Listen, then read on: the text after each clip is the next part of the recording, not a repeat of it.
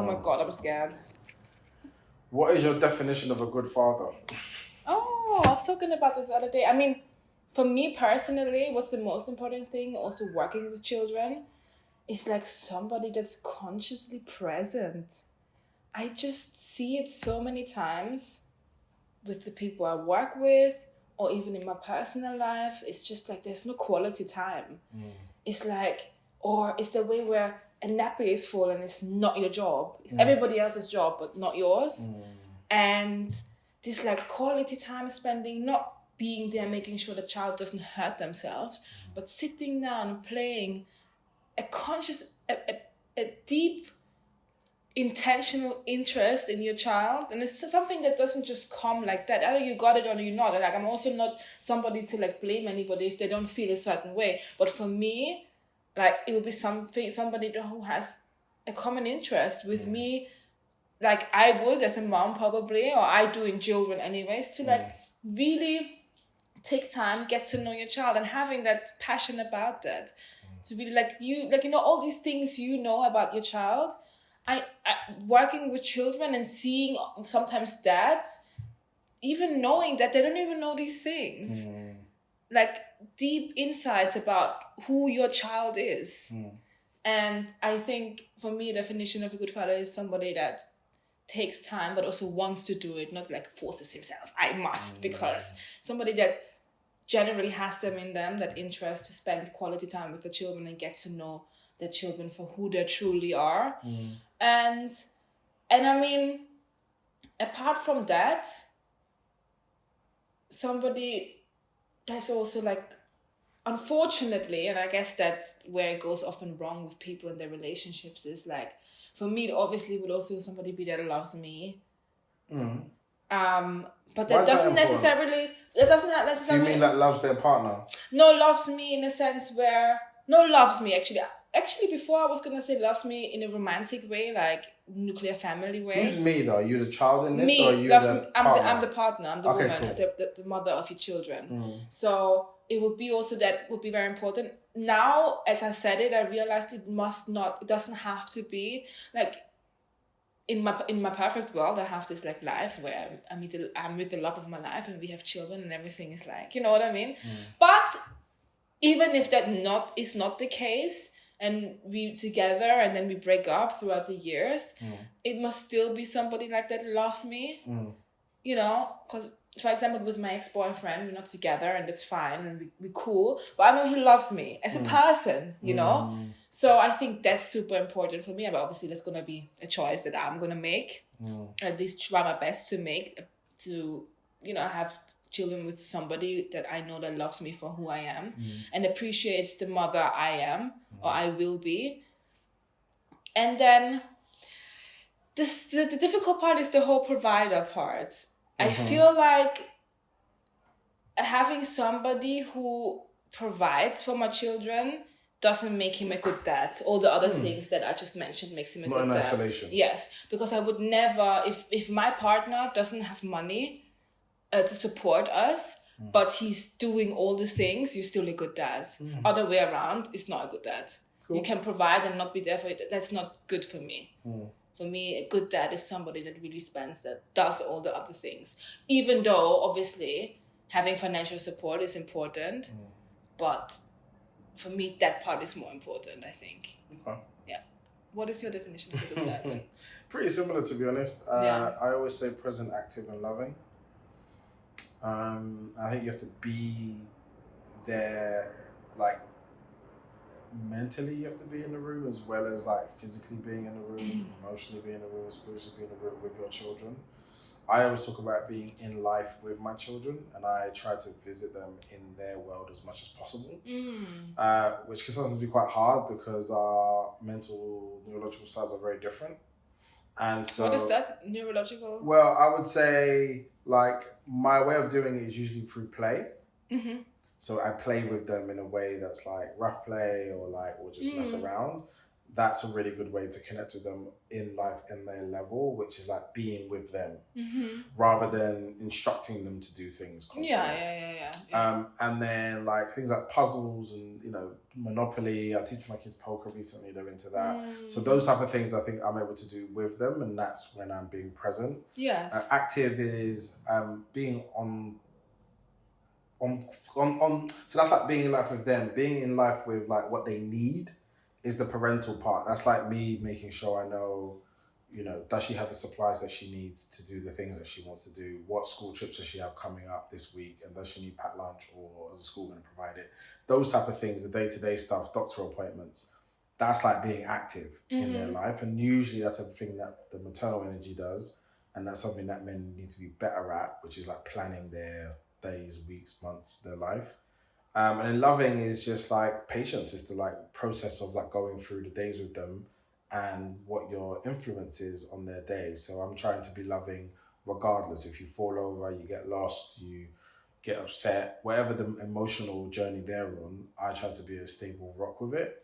And I think that's can be hard sometimes, but that's what my understanding of a good father is. I would say that the protecting, providing is just inherent. Yes. But I would also expand the understanding of protecting and providing, because that is broader than just money and like physical protection. Because I don't know who's living a Liam Neeson lifestyle where people are out to get your children. So how often are you physically protecting of them is just like not probably very much. So inherently it's like protecting them and the space and the home, and that's like what the energy you invite into your home, the people you invite into your home, all of those things matter. And then I would say providing is not just money, it's food, it's clothes, it's the type of food as well. Yeah, and just like providing healthy things, providing information and knowledge in the house as well. So creating that is a part of being a good father. But I don't think you have to do it all to be a successful father, because a lot of that design and that need is significantly higher than probably what was needed 50 years ago, and very difficult to do. And I think it's about co-parenting. And a lot of that needs to be equitably shared between men and women, or the masculine and feminine. And it's very difficult to parent without joint contribution that bleeds over between the masculine and feminine. You know, a partner can't be the only feminine energy in the house and in the room. And you need to be able to play different roles in parenting. And so I think, like, if your female partner who traditionally provides the maternal energy or the feminine energy is like out and you're with them by yourself and someone falls over, is it just going to be get up? Or do you have to like change the way you would engage and be that different role at that time? You know, I think if you can't play around and dance with your masculine and feminine, I think you'll struggle to parent in this modern era. And I think you'll find yourself ostracized not only from your family, but your children specifically. Interesting, yeah. Okay, perfect. Thanks. All right, then. I think you take a card now, or am I? You. I pick one and ask you. We're just going. Okay, yeah, cool. I pick one, yes. No, hold on. I feel like you're really giving them to me. Even though we're running out very quickly.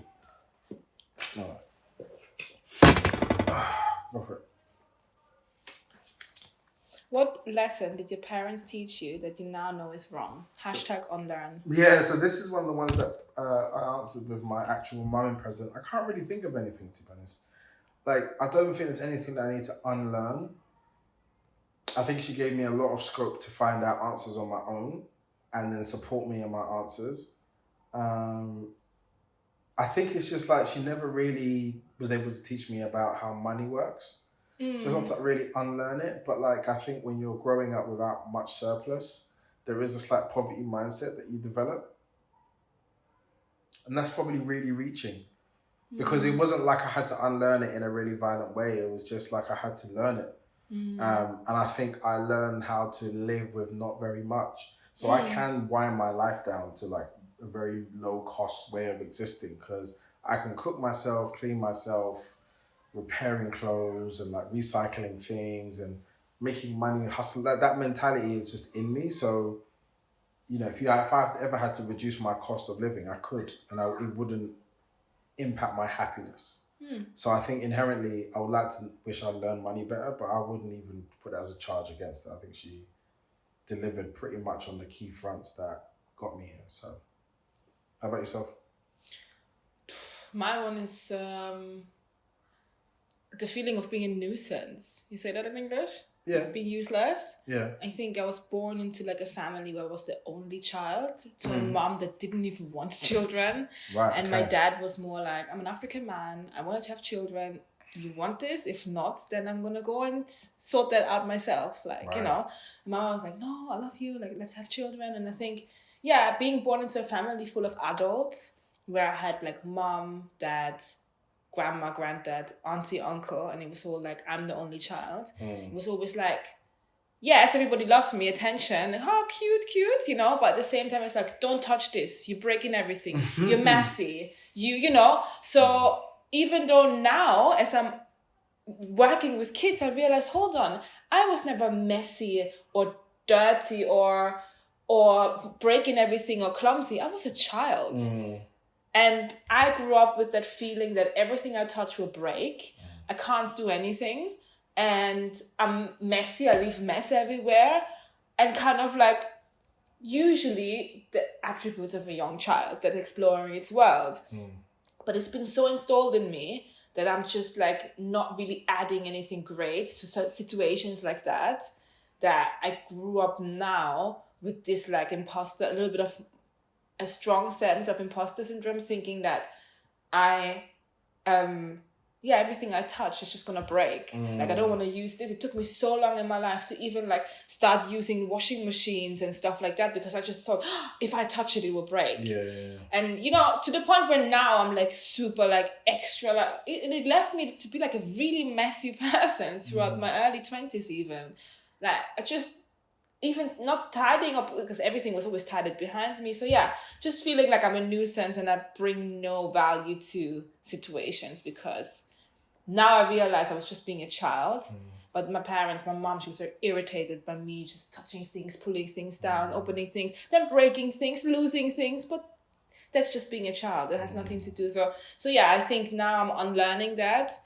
And it's a process. It's not easy because I really have that within me to think like that. Nothing I do adds value to any table. But yeah, I'm working on that. I'm also in therapy and, you know, realizing that also comes from a childhood. Like, and my mom's still treating me like that as well.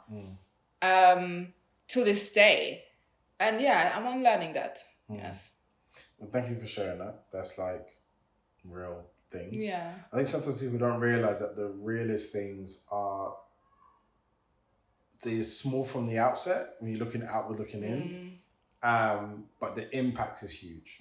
So then I think like it's a very real thing that you share. So thank you. I didn't know that.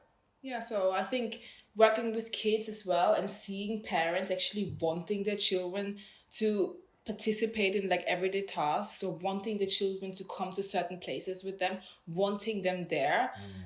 I was so shocked sometimes. I was like, what? That kid is allowed to come there and isn't it an adult's gathering or, you know, not adult, but it's like, you know, I would have never been allowed to join my mom to certain things because she was just irritated by me. And yeah, or help with certain things. Oh, come on, get like a little chair, stand on it, help me do this, X, Y, Z. What? The best way I could help my mom is to just stay out the way. And it took me a long time as a nanny to realize like, no, that's not normal. Like you want kids to get that confidence of they can do for self and they can do for others and they can help. So yeah, anyways, yeah, that's it.